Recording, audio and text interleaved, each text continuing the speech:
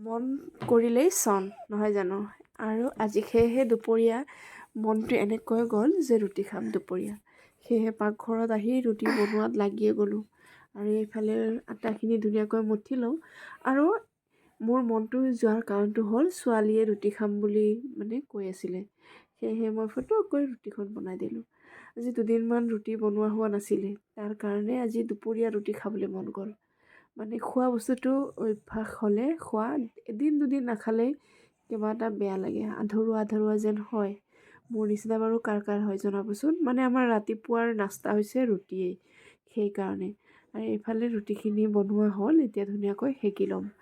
আজি আৰু দুপৰীয়া ভাত পানী নবনাওঁ, কাৰণ ছোৱালীয়ে যিহেতু খাম বুলি কৈছে আৰু মোৰো খাবলৈ মন গৈছে, তাতে আৰু বহুত কেইদিন ধৰি ৰুটি খোৱাই নাই, সেইকাৰণে আজি দুপৰীয়া ৰুটিকে বনালোঁ। এইফালে আলু আৰু মূলা ভজা লৈছোঁ, লগতে দালিৰ চাটনি ধুনীয়াকৈ, লগতে আছে কাবিলি বুটৰ ধনিয়াৰ চাটনিখন। আৰু এইফালে ছোৱালী দুজনকো খাবলৈ দিছোঁ।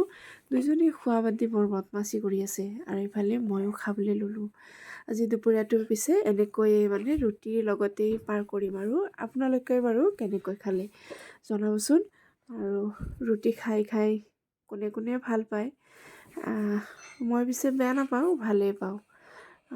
ভালেই লাগে ৰুটি খাবলৈ কেতিয়াও বেয়া নালাগে।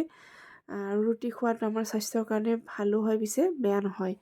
সেয়েহে সদায় আপোনালোকে যিমান পাৰে ৰুটি খাওক আৰু সুস্থ থাকক, শক্তিশালী হৈ থাকক। আজিলৈ আহিছোঁ দেই, বাই।